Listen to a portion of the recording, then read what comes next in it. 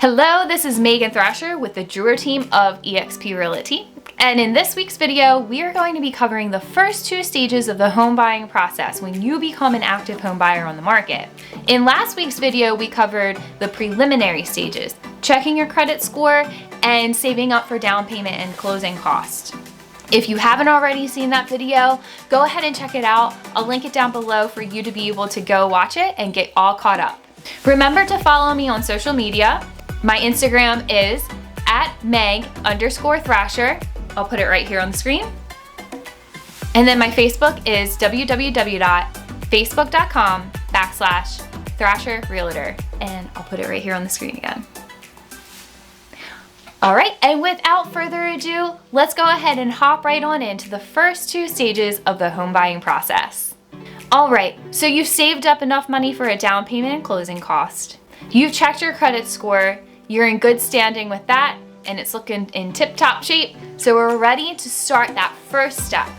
Now, what is that first step? A lot of people think it might be like, well, let's go ahead on Zillow and let's look at some homes. That's fine. Go ahead and do that because it can give you a good idea of what areas you might want to look in.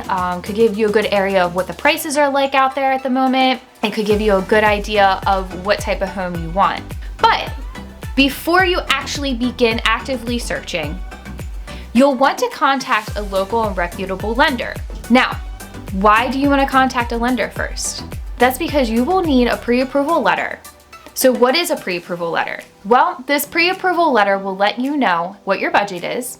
So this lender that you contact will tentatively approve you for X amount of money for a home loan. So this is going to give you an idea of what you can afford when it comes to a house.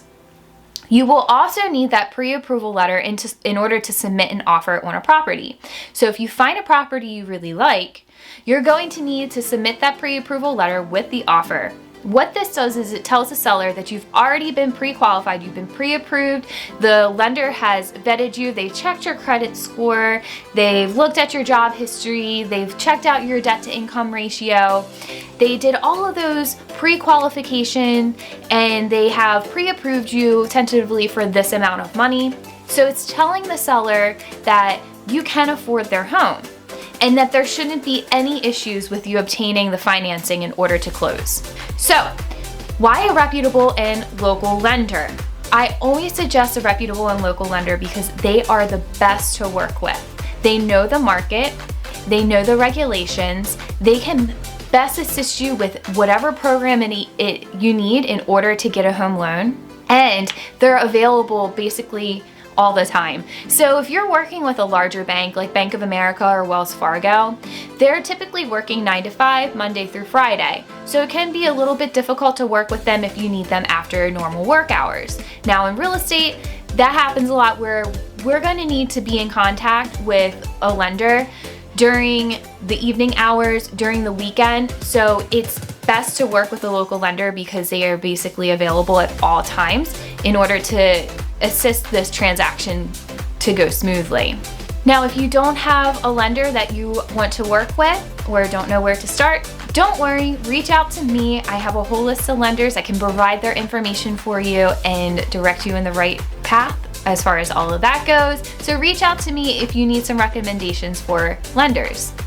All right, now that you've contacted your local lender, you have your pre-approval in hand, it is now time to go into the next stage of the home buying process, and that is deciding on the type of home that you want. So you'll have to figure out what are your needs versus your wants when it comes to a home, and also ask yourself a couple other questions such as how many bedrooms and bathrooms do you need? Do you want a detached single family home, a townhome? Does it matter to you?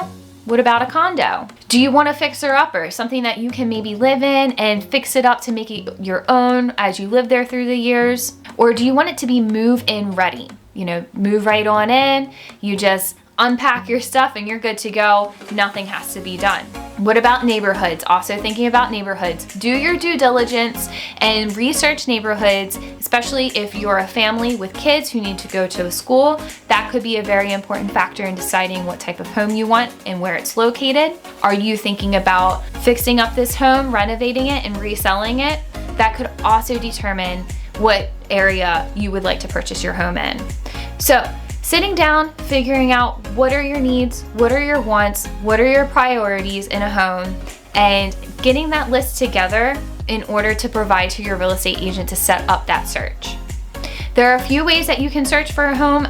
One of the most popular ways are through third-party apps, which is through Zillow, Realtor.com, Trulia. Those are several apps that you can use in order to search for homes. As a real estate agent, I always offer my services of setting up the search on the MLS. The MLS is the multiple list service, and that is basically the encyclopedia of all the properties in the area that agents put up on the MLS, and I can filter out your search results to fit your needs and your criteria, and you get homes emailed to you every time a home hits the market that fits that criteria. It gets emailed right to your inbox, and you can take a look at it through your portal. That is the best way I suggest you doing it, because it will allow me to easily track what you like versus what you don't like. You can heart properties, you can send properties easily to me that way. So that is a great way to search for a home as well. So if you're interested in setting up that search, again, please reach out to me. I'd be more than happy to help you set up that search on the MLS and get some properties emailed to you. So we've contacted the lender, got your pre-approval letter, you decided on what type of home do you want and where do you want to purchase that home. It is now time to go into the next phase of the home buying process, and I will cover that in next week's video, and it will be assembling your team. So be sure to watch out for my video next week on assembling your team in the stage 3 of the home buying process. Thank you for watching. I look forward to helping you find your home. You can reach out to me at any time when you're ready to start that home buying process. I'll be here and ready to help you. So until next week, have a good one. Thanks for watching. Bye.